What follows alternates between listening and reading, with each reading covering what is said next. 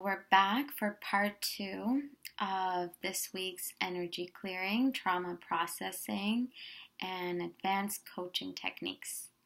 Now that you know how to take control of your inner state and do your own simple processing, which was first of all get into that calm center state by finding a point of focus, wrapping your vision around you as you stay centered.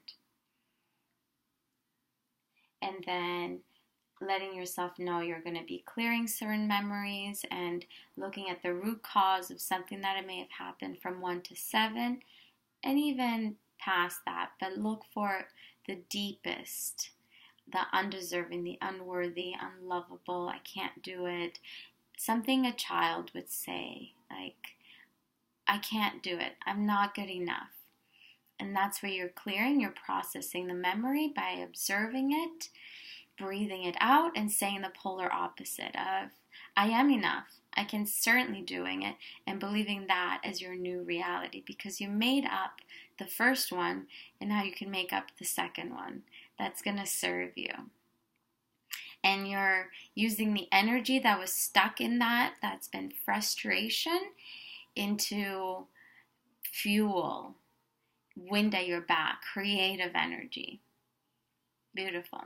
So now we're going to talk about working with clients, and I want to introduce to you a modality that I practice called timeline therapy. And I'm going to teach you the simplified version. Your timeline is how the subconscious mind stores memories of the past, the present, and the future. And when you're working with someone, you're going to ask them, we're going to look at your timeline. Is it all right with your subconscious mind that we get access to full information? And you're going to receive feedback, yes or no. And you can word it however you want to. But the question is really, do we have permission from your subconscious mind to go in and resolve this? And once they verbally say yes or no, most likely they will say yes, you have 100% openness, or at least 50%, and then you can open them up even more. And then we're going to see from where in their timeline something happened. I want you to pay attention as you listen to a client and they're talking about their current life challenge, their business isn't going well, their partner is not treating them well, they feel hopeless. This isn't the first time they've felt hopeless. This isn't the first time they've felt neglected by their partner. This isn't the first time they've failed at an idea in their business. They didn't receive the outcome. So you want to ask them, can you remember an earlier time? They may something that may have happened a year ago. And you ask them, can you remember a time from when you were little where you're going to intuitively feel, what's their limiting decision? And you can ask them, what's the limiting decision that you made when you were younger that's connected to this current situation? And be very patient with them as you're listening, because it's like they're going through memory files. And sometimes the memories, the subconscious mind it stores things so quickly and like creates a jumble of information here. And so you may want to also ask them questions like, tell me a little bit about your connection with your dad around that time, or what was happening in your life at that time.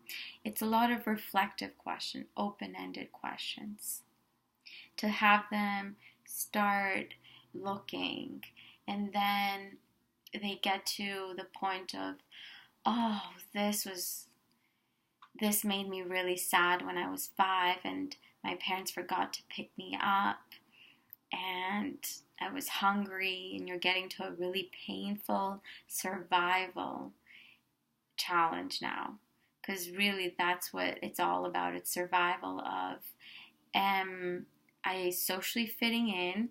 Will I survive it by staying with the pack? Do I feel nourished, or am I going to go hungry and starve and die? It's really looking at the primal brain. So once you've reached into the childhood timeline in their past. Now you want to talk and have them share and vent, and give them a structure for venting though. It may not be necessary to listen to the whole situation for 15 minutes. Tell them, can you please, in short sentences, tell me what really went down? And feel free to interrupt them at any point, because as their coach is the one that's holding space, you have full control here. You have full power. They are trusting you, and you want to be an authority. They trust you, and so you have full freedom to interrupt them and say, I'm going to interrupt you here because I can see that this is a strong emotional charge, and I want to bring you into this state. How would you like to be feeling instead? And they may say, I want to be feeling happier. Okay, and now we're going to get creative with the timeline. So your present self, you're going to tell your client, your present self has the solutions. It has survived that situation. And also your future self has overcome whatever you're dealing with now. So you're looking at the inner child or the past self, you're looking at the present self and the future self that is thriving. And you always frame it that the future self is thriving, because that's what you're holding faith with your client. And that's what we're always guaranteeing people, that they're going to be thriving. That things may not show up exactly as they want them, but they're going to be happy and peaceful. Because that's the natural evolution of life. We come here to grow in levels of consciousness and evolve, and that's guaranteed. And I like to let my clients know that there's an older, wiser version of self that is 80 years old, that has overcome so many challenges, grown with wisdom and wealth, and is so comfortable and content, and looks at your current challenge with, oh, of course, I dealt with that and it's over. For example, I was talking with a client last night who's going through a divorce, and the ex-husband wants full custody of the children, and the court cases are taking up so much money, and it's been dragging on for over a year, and she's exhausted emotionally, mentally, financially, and she was feeling very hopeless. And as we did some of the inner child discoveries of, she had also felt hopeless and unheard and powerless when she was little, and how her mom and her sister treated her, and I let her share a little bit about that, and she cried and released the emotions. And then I asked her, okay, tell me your wise older self, yourself at 80, where is she living? What does she look like? And she just immediately started playing with that image. And I said, okay, let's have her give you some counseling, some advice. What does she have to offer for you today? How did you go about the rest of this divorce case? Okay, and she started listing some ideas of, well, I was still taking good care of myself and working out and doing Qigong and meditating. And then I guided her into writing specific actions that would be good for her, because she'd gone into hopeless, and she's just like, I want to be in bed and just do nothing all weekend. And that can be good. It could be restful for her, and that's not where I wanted to leave her.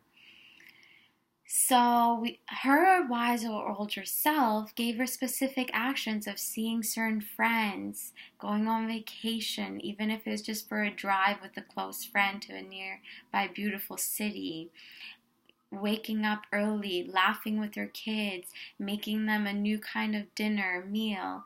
And I asked her to promise me that she would do this every day for 2 weeks, talking with her wise older self and writing new ideas, because it's literally pulling her out of the funk.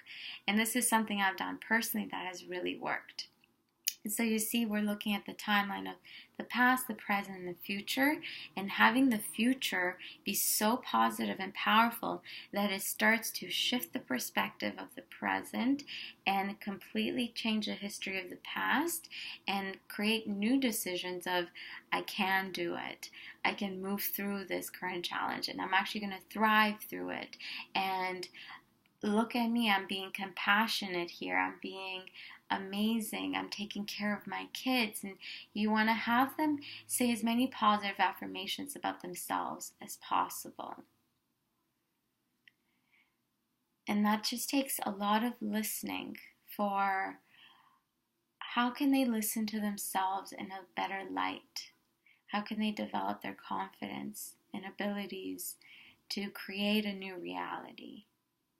And you may need to get very strong with them in this period. So I like to go really deeply into someone's world. Like, I really imagine that they're in their own bubble. I'm usually my own bubble, but now we're merging and I'm going fully into theirs. I'm staying empowered and I'm walking into their world and I'm holding their hand energetically and I'm saying, we're going to walk out of your shitty bubble into a whole new light, into a whole new world, so you can see a new vista, a new reality. And by the end of the session, they're seeing that new reality. And then I set up a new structure for how they're going to move forward. So we're going to check in with each other in 2 weeks or in a few days. And I don't usually charge them for another session unless we've booked many sessions. But this will just be a checkup, like a 2 to 10 minute conversation within the next few days. And then you can do the weekly sessions. It's just important to show that extra little bit of care. In those 5 minutes that you check up, something else that's bigger may have opened up, and that's where you say, okay, we'll need to do a full session, so let's bring that issue to the next coaching session. So that's it for working with clients. I really want to give you the simplest ways of using deep coaching. Ask any questions.